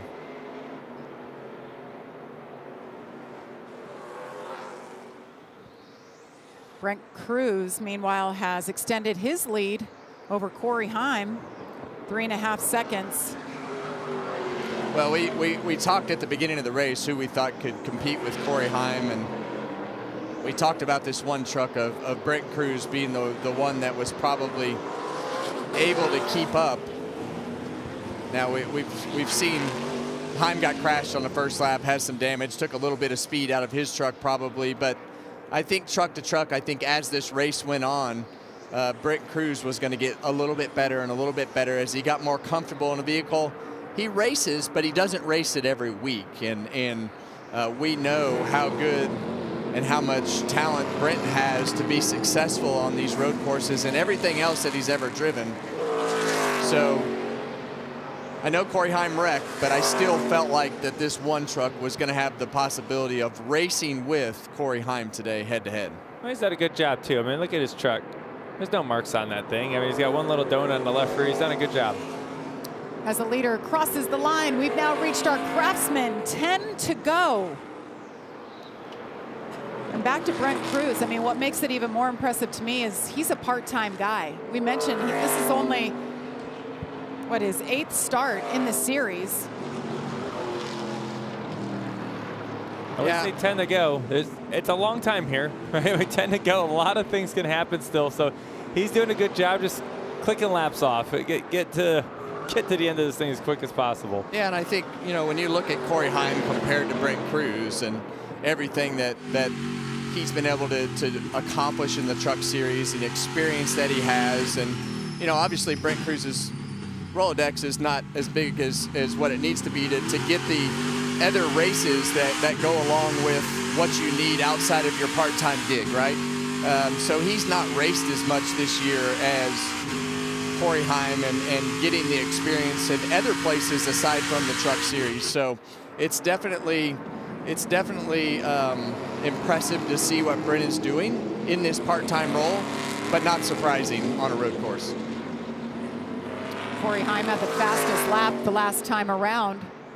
Brent Cruz second. He shrunk that lead just a little bit. Yeah, Cruz is going to have to deal with some lap traffic here as well. It's Wesley Slimp in the 62. It's a second Helmar Friesen truck. Brent Cruz heads into turn one, clears them no problem. And right now, if you're Brent Cruz and you're sitting inside the truck, you're like, all right, no cautions. Yeah. All I want to do here is just, I've got a nice lead right now. There's no chaos, nothing stressful about what is going on at this current moment. I just want to have clean racetrack and do the things that I need to do. And as we rounded turn 4 right there, I saw 3 more lap trucks off in the distance right there. So we've seen, as Brent went by this lap truck, the 62, he lost a second of his lead. So it is not hard to lose a 2-second lead if something doesn't go right in lap traffic. That lead was 3.5 seconds just 2 laps ago. It's down to 2 seconds. Brent Cruz continues to lead here at Charlotte. We're going to step aside. You won't miss a thing. We're going side by side.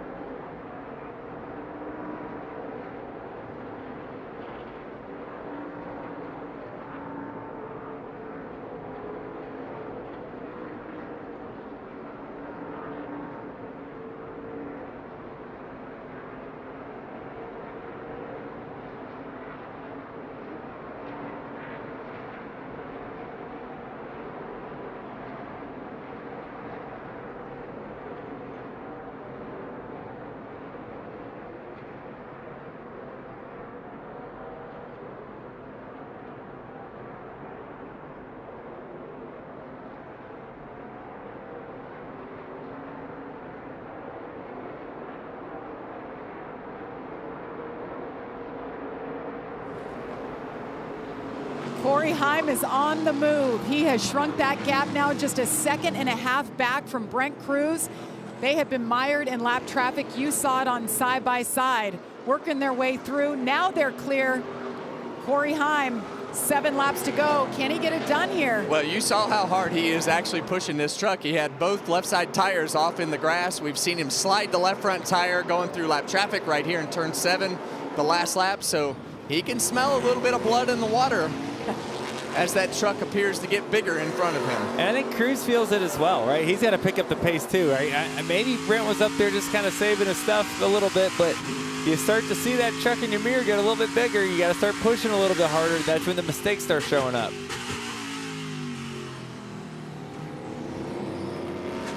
There's one lap truck ahead of them. And then they're pretty clear after that.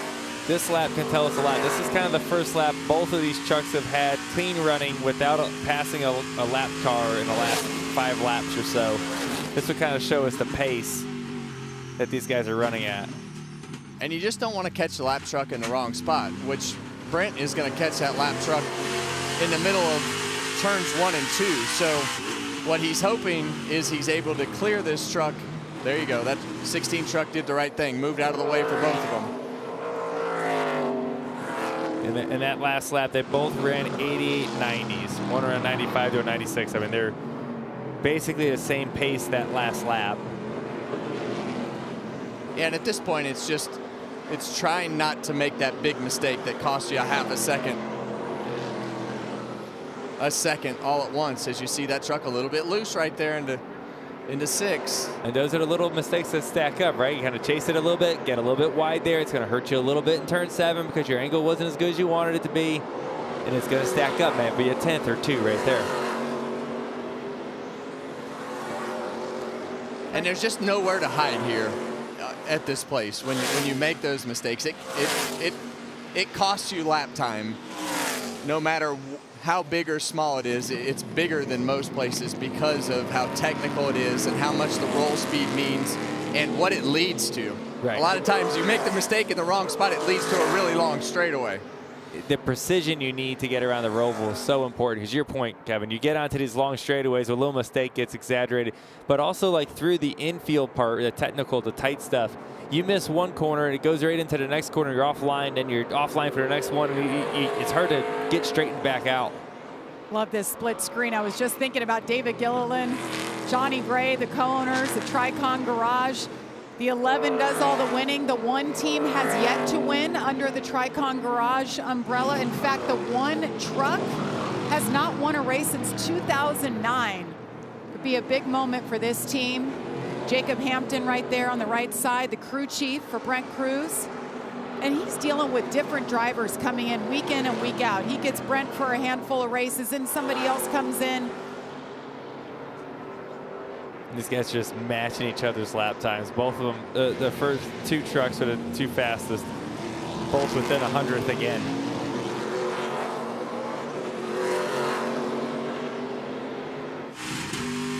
Meanwhile, we saw Scott Cipodelli, the crew chief for Corey Heim. I don't think he sweats much.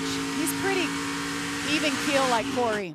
Stays even keel. He knows what they're capable of. Doesn't get too stressed about things. Well, that's what puts them in position to do things like they did today. It's like, all right, we crashed. Okay, well, what do we got to do to fix it? We're not going to sit here, yell and scream and dwell on who did what.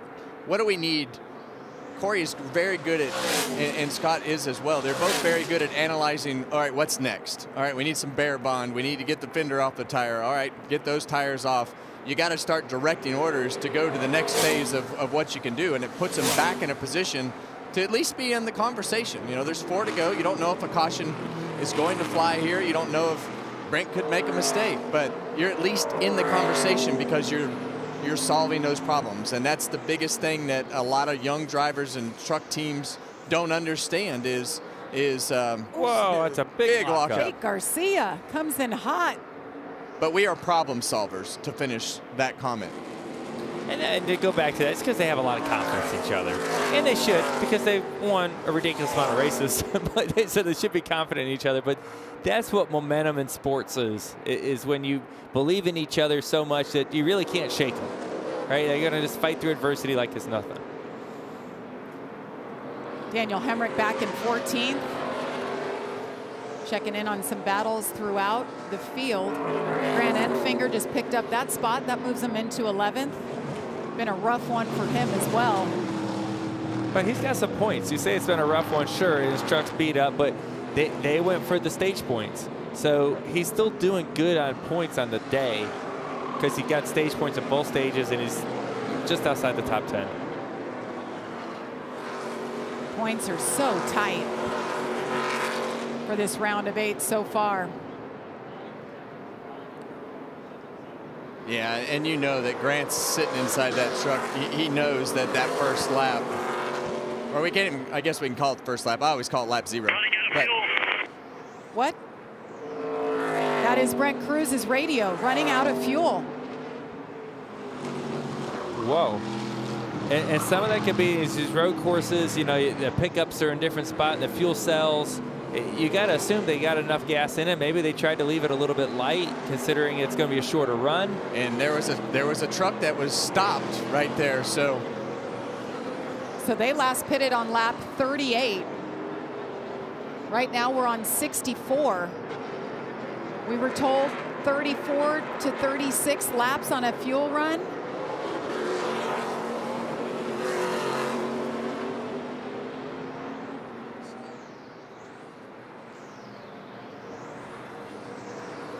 There's Tony Breidinger, the teammate of Brent Cruz and Corey Heim. Guys, that's going to bring out a caution. yes. Oh. That has to. That's in a very dangerous spot. How they have not thrown a caution at this point is beyond me.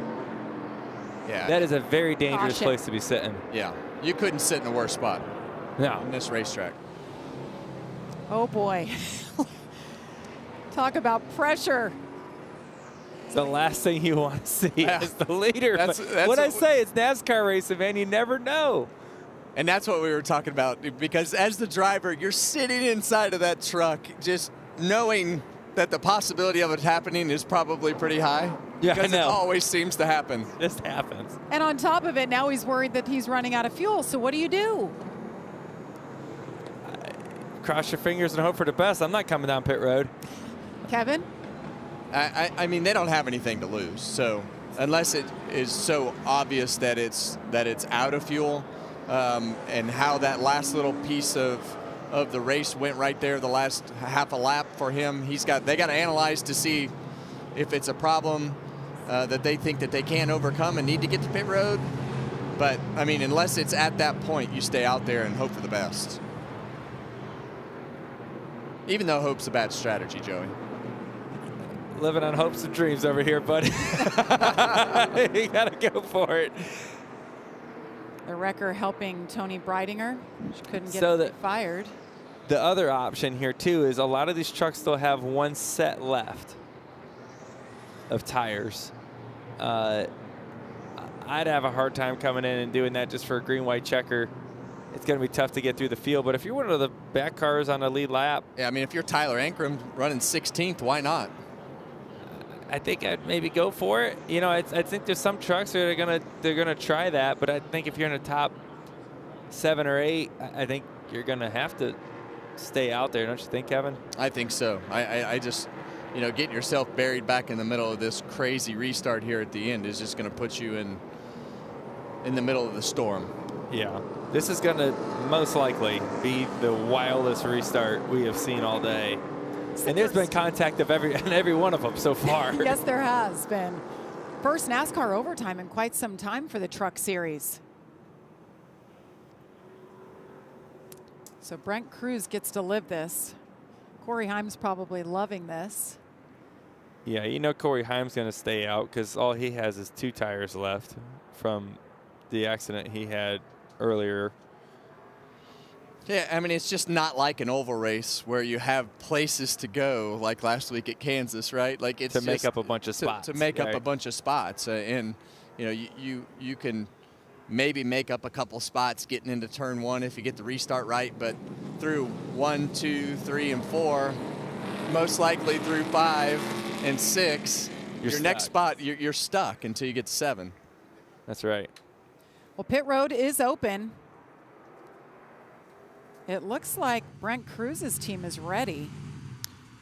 Well, if they're talking about fuel issues, then if they're that concerned about it, here comes the moment of truth as you come off of this corner right here is where the pit road opens. Heard Corey Heim shut it off there. They pitted together lap 38. If they were about to pit, they would be tighter on them. But Oh my Here he goodness. comes, giving up the lead. Brent Cruz, Connor Zilich, Corey Heim stays out. wow. I mean, a lot of trucks pit here, but boy, it's going to be a tall task. Certainly more trucks pitted here than stayed out. Yeah, and that's going to be really fortunate, you know, for Zilich and Cruz.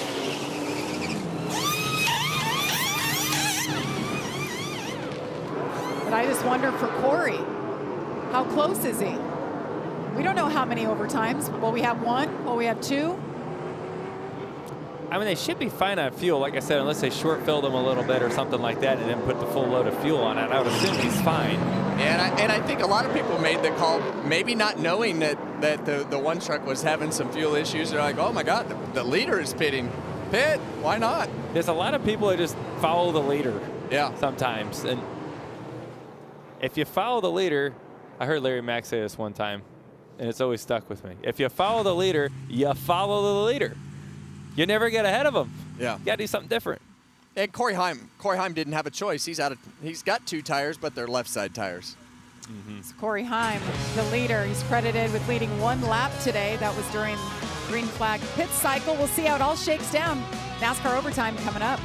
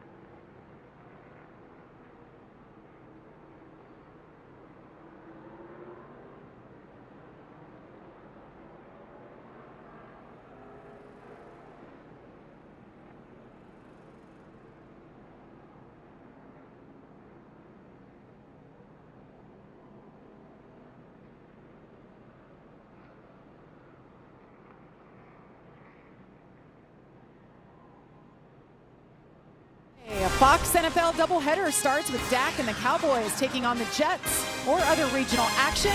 Then in America's Game of the Week, Justin Herbert and the Chargers take on the Commanders, or it's Lions-Bengals. Check local listings for the games in your area. Of course, that's only on Fox. All right, guys. Well, NASCAR overtime. I think upon further review here, as many of these trucks that pitted, Connor Zilich and Ty Majeski actually beat Brent Cruz off of pit road on those 4 tires, but there are way less people in between them than I thought were going to be. Yeah, I thought way more trucks would stay out. Like I said, a lot of them just follow the leader, and boy, Zilich is going to be, he's got to pass Chandler Smith, who hasn't been super fast today, Riggs, who doesn't have a sway bar, right, and Mozak's been okay, but on old tires. Uh-oh. Yeah. This is going to be a good race. It's going to be interesting for sure. Okay, so how did we get here? We started the race with the truck that's leading right now, but oh, that's not the story. Let's take you back to lap 1, turn 1, lap 0, as Kevin Harvick says. Yeah, you see the 9 truck make a mistake right there, turn down into the 34, which turns the 11 into the barrier and takes 3 of your playoff drivers on lap 0 into the fence. And they fought all the way back up to what you see now, and it looked like they were going to finish second if this thing went green. Now they find themselves, like we talked about all the time, this is Corey Heim type things to do. Just manages handles the situation, puts himself in position again. Now he's in position to win this race. Is it easy? No, he's going to have his hands full with Connor Zillage and Ty Majeski. And he's still got to get through the restart with Mozak and Riggs that close as well. So here they are. They already chose. So here's where you can kind of see that third row is the trucks with tires. That's the first trucks with tires. It's all going to be about this restart for Zillage in the 7, Ty Majeski in the 98. It's all going to be about the first 3 or 4 corners. Are they going to be able to keep in touch with Corey Heim, or is Corey going to get out and get far enough away they don't have to deal with them? And it's interesting that third row choose right there. You see Connor Zillage chose what will be the outside into turn 1. And I would have thought he would have done the opposite to try to get 3 wide under that second row to try to take care of those 2 passes right off the bat. But we'll see. Let's get a quick update on Corey Heim. Amanda. Yeah, he was asking about that stop and why not do it. And Scott Zipadelli said, we're going to get killed off of pit road. You have to think that goes to the damage on the truck, and Scott having the idea of keeping him out there as opposed to losing positions in that pit stop. Well, the other piece, too, is that he used one of those sets of tires after he spun out. So he really only had 2 tires left to put on, which isn't a huge gain. You might as well take the clean air and a chance to win here. Here we go, boys. First 4 trucks stayed out, the rest of them on fresh tires. Leaders making their way through the Echo Park Automotive restart zone. Corey Heim, Connor Mozak restarting up front. Lane Riggs lost some positions, went wide as they head down into turn 1. Yeah, and Lane Riggs didn't get going right there. Check that whole outside line up. Connor Zillage has to battle with Brent Cruz back there right now, and Ty Majeski is really the one in the position with the fresh tires in front of the crowd that pitted so far. Being told no clutch on the 34, some more issues for Lane Riggs. And Zillage got underneath Majeski right there. That's going to be a big pass. But these guys running side by side are just basically running roadblock for Corey Heim. Look how far out there he is. So it's a green-white checker here. Corey Heim. Whoa, here they go. Oh, trucks around. Chandler Smith goes around. Almost blocks in the 98 at Ty Majeski. He loses a bunch of spots. Turn 7, we just seen it, man. People bonsai in there, and it just wipes out so many, and Corey Heim's looking great. Yeah, he's looking great right now. You see that the guy that got through right there was Brent Cruz, but that's exactly what Corey Heim wanted to see. He wanted to see those guys check up those fresh tire guys as much as they could right here, but you see Ty Majeski just go in there and way too far and wipes a bunch of them out. The next flag that Corey Heim will see will be the white flag. The next flag will end the race. So much on the line for Corey Heim. We're talking about the day he's had. They're wrecking all over the place through the chicane, the restart zone area. We've got a truck around. We stay green. There he is, Jake Garcia. Lane Riggs just going by. Lane lost so much track position there as his issues continue to build. Well, like we talked about, just keep yourself in position to capitalize on things. They all hit pit road. Corey Heim stays out on the racetrack. They get stacked up. Keep yourself in the game, Joey. Just stay around. And they all took care of themselves. You know what I mean? Like, that he just did his thing. Oh, Honeycutt, who had a great day going. 5th, he goes around. Gets it straight. We've talked about Corey Heim and what this team has done today, what they've overcome since going into the tire wall at the drop of the green flag. They didn't give up. That truck was wrecked on all 4 corners. There's a reason we have talked about him as much as we have. Corey Heim comes out of turn 14, 3 corners to go. Corey Heim gets it done. He wins at the ROVAL. Corey Heim is the winningest driver in one season. 10 wins is the most ever for a driver, and he gets it done. Oh, no, easy. What a dominant year, a dominant young man. Look at the win stickers. What a deserving winner. Championship day right there. Mixing that truck, coming back and winning. You guys are awesome. Well, there's never more of a true statement than that right there. He's just better. There's Scott Cipodelli. Plain simple. Guys, so much. I mean, the winningest driver in his season, the most wins, 10th win of the year, and he punches his ticket to Phoenix for the championship 4 and doesn't have to worry about Talladega. It's 2 races he doesn't have to worry about where they're going to focus on their Phoenix car already. Huge advantage. Lived that before.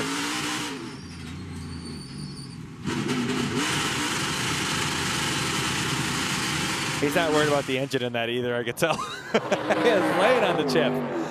It doesn't appear that much bothers him or gets to him. Well, that's how you have to be in this sport. And we talk about the guys sitting next to me right now. I mean, you can be mad, but it better be short-lived. And you can't worry about who did what and get into all the goofiness that goes along with all the things that you don't need to be thinking about. You have to focus on and give the feedback for what the guys need to fix your truck. And this team is just so well-rounded and, like Joey said, believes in each other. And we're going to have another win sticker on that roof right there. Guys, when we said it's the Craftsman 10 to go, it's like he found another gear, just turned it up on his teammate. There's David Gilliland. The work, the effort, 5 full-time trucks in this series. And to be able to dominate, it's time, 10. It is a full team effort, though, Joey. It's not just the driver. It's what every one of these guys is doing. That's right. We talk about Corey Heim winning 10 races. These guys won 10 races. This whole team did that. That's what everybody has so much pride in all that. Like I said, we need to show that to everyone. Scott Cipodelli leading this team. Fantastic job. How many of them thought our day is over? Like, let's just salvage some points here. None of them. That's why they're here. That's amazing. None of them. Never give up.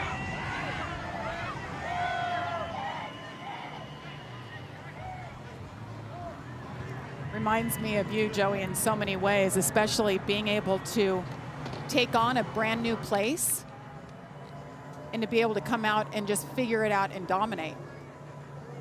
Yeah, he'll definitely be around for a long time.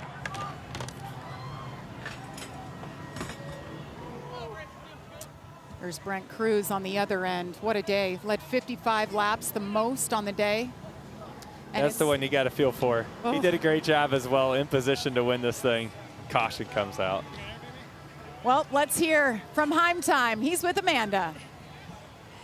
And as you guys can see, the smile from Corey Heim from what this moment is. And Corey, as historic as this day is, the way you just won this 10th win tells a story just as well. We know, looking at this truck, that this isn't easy. How do you make it appear so? No, it was not easy today. I think this was probably the toughest one of the year so far. So just shows the resilience of this Tricon team. They fixed it up so good for me after that incident on the first lap, just kind of out of our control, and I thought we were done. Honestly, the right front completely folded when I hit the wall over there. So kind of out of breath just from screaming after that one. That was awesome. But man, just shows the resilience. Record-breaking 10 wins. That's just a phenomenal accomplishment. I couldn't do it without these guys. So pit crew, Tricon, everyone back at the shop, Toyota, Mobile One, and Safe Flight. Just an awesome day. You are now the bar. Your record is the one that future drivers and generations will chase. But for today, when you look at that truck, as we said in the broadcast, that you cannot judge a book by the cover. What story does this one tell? Yeah, I mean, we were certainly not quite as good as we were, in practice and qualifying after that damage. My steering wheel was like 45 degrees to the left, and we came down pit road like 6 times trying to get it back to at least somewhat what it was. So, oh, yeah. This guy right here makes it all happen too, man. This group with Scott and the 11 crew just couldn't ask for much more. We got it close, like I said, just wasn't quite as good as we were in practice, but made us fight for it for sure. 10 wins for Corey Heim, and we still have 3 to go, Jamie. Well, Amanda, the runner-up is Brent Cruz, led 55 laps today. I know you're disappointed, but what are the positives you can take away from the performance of you and your team today? Yeah, a lot today. I just want to thank the good Lord above for keeping me safe. This has been a really fun week working with Trevor and Blake at home, working on my craft, and getting better and better each day. We had a super fast #1 JBL Tundra today, and just grateful to be able to keep running races and learning more and more and more. We had a super fast truck, as you guys got to see out there leading the race today. I had a blast. Just really happy for Tricon being able to go 1-2 there. Congrats to the whole 11 team. They did a great job all day as well, and was happy to see them get back up there, but definitely didn't want to see them stay out there. So definitely sucks, but learned a lot today, and grateful for all the fans that are here today, and glad we had a shot at it. Well done. A very positive attitude here from Brent Cruz. Jamie? Thank you, Caitlin. Yes, Tricon Garage, their first ever 1-2-3. They came to play today. Gio Ruggiero, of course, ended up third. The smiles all around. A little flashback. The Biff, Greg Biffle, back in 1999. He was on a winning streak, wasn't he? Collected 9 wins, set that record that was held until today. That's a long time for a record to stand, which shows how impressive it is and how hard it is to beat. And this record will be even harder to beat than that one. And I love it. After he tied the record at New Hampshire 2 weeks ago, Greg Biffle posted a picture. Did you see it, Joey? He was standing on the beach and he had a beer and he said, "Welcome to the 9 Club." Well, you know, I think now that you look at that 10 races won in one season. I mean, that is, I mean, all those wins and that group of guys on that list is the who's who of truck racing. And Corey Heim's going to go down as one of the who's who of truck racing. And, you know, he's on his way to Phoenix right now to race for that championship. Just 23 years old to accomplish that. He's not done burning it down. Never. I love this. Now you could really see his face. So Joey, you notice the win stickers inside. You think that's I don't know. That chassis? I was thinking that's wins for the chassis, probably. Here we got some points. Corey Heim, you see, he's advanced. Look how tight this is. Oh my goodness. It's basically heads up from here. Oh. Tyler Ankrum, the huge advantage of 2 points. It can't get much closer. You see Lane Riggs, he came in with a bunch of points today. He's out by 1. Boy, it's just tight. Look at them all. And when I look down there at Caden Honeycutt, he had just a massive day from a point standpoint. Got spun out there in turn 7, I think, with 1 or 2 laps to go. But if he doesn't get all those stage points, he's not kept himself in the game. So man, what a tight group there. Headed to Talladega. Yeah, Todd, be good. Yeah, we're here with Caden Honeycutt. You know, Caden, not the finish you wanted, but man, what a great race you drove. Won both stages, got those points, kept yourselves in this playoff run going to Talladega. Yeah, and definitely sucks not having that finish there for sure. I felt like my guys had an amazing gave me an amazing truck today, thanks to HFR, Halmar, Mohawk Northeast, Toyota, everyone that has manufactured that gave me the best preparation I've ever had going to a road course, man. And it's all thanks to them and everyone at TPC for keeping me locked in today. Just, oh man, it's so hard to hold my tongue about this. I don't understand why stuff like this happens. It just happens to me. It's all year. I mean, we've ran good and just had no results, and it's just something that's not out of our doing. And you know, it's just it is what it is. But you know, thankfully we're only 4 under, so it could be a whole lot worse. So, like I said, thanks to my guys. They gave me an amazing truck. That's all I can really say about it for sure. Just thank everyone at Toyota, and we'll move on to Talladega. Caitlin? Well, Todd, it was a battle of attrition for Lane Riggs today. And what happened there on that final stint to the finish when you dropped back? Something broke in the rear end housing. I think an axle or the clutch went out or something. I don't really know what happened, but it all started on the first lap of the race. I mean, I don't know what the 9 was doing. I mean, that's twice this year I've gotten wrecked by them. I got fenced at Watkins Glen, had about the same kind of day, and then today, same deal. You know, you're supposed to learn from the veterans and take advice from them, but they need to start taking advice from us because they're obviously showing their talents they have. So, yeah, just, you know, really upset for everybody at Ford Racing and Front Row Motorsports, including Nicotine Pouches. They deserved a lot better day. We had a lot better truck, and like I said, the initial lap contact broke the sway bar, so I had no sway bar the whole race. Yeah, I got a lot more words to say, but that's for the later time. Thank you. A very frustrated Lane Riggs after this one here today. Jamie? Very pointed about his thoughts there. A little frustration you drivers never forget. Yeah, and hearing a little bit more of the back history of it happening before, it kind of ramps up the frustration when it happens again. But obviously, the 9 truck of Grant Enfinger made a mistake on the first lap, and Lane Riggs and Corey Heim were on the other side of it. And you're seeing both ends of the spectrum here. You see Lane Riggs continue to have problems through the race, and Corey Heim in victory lane. So it's a tough situation. You see that victory lane moment. There's extra people there, and that's because we're in NASCAR's backyard. And a lot of the pit crew guys, they have their wives there. You saw some kids. That's what's extra special about winning at Charlotte. Well, this will be an interesting final run to get to the Championship 4 in Phoenix, because not only is it close, you got some angry drivers, you got some guys keeping score, and you're going to Talladega, where it's maybe not the score settling kind of place, but Martinsville is coming up. Yeah, you could definitely settle some scores there. Seen it before. I've been on both ends of that too. That's right. Let's hear from Daniel Hemrick, Todd. Yeah, Daniel, what a crazy day you had after starting last. Drove yourself to 4th for the first stage, ended up in the back, got the fender, came back, ended up 11th. Crazy day. Crazy day, Todd. Crazy day. Glad that one's over with. It was just, it felt like we took 2 steps forward, 1 step back. And, proud of the fight, everyone. Everyone here at MHR. I really appreciate Napa Auto Care and whatnot for just sticking with us. That was not pretty by no means. And it was just one of those deals where we just continue to try to find a way. And, we found the way to, what'd you say it was, 11th place finish. Disappointing in that side of it. I thought our truck was better than that. Just too many. Had to go back too many times to try to overcome it. So picked wrong in turn 7 there once everybody spun, and it cost me 4 or 5 spots, and there's a 50-50 shot. You either go top, bottom, and see where they're going to spin, and I was picked wrong. But at the end of the day, just proud of this group, and next one starts now. Back to Jamie. Thank you, Todd. Thank you, Amanda, Caitlin. Good work down there. A lot to follow today.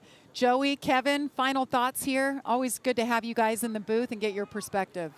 Well, I think for me, I think the ROVAL lived up to everything that we expected it to live up to, and probably a little bit more with everything that happened throughout this day. We knew this race was going to be exciting. We knew there was a lot of things for these drivers to learn, and, man, it did not disappoint. Absolutely, and I think, the one we all should be talking about right now, though, is Corey Heim.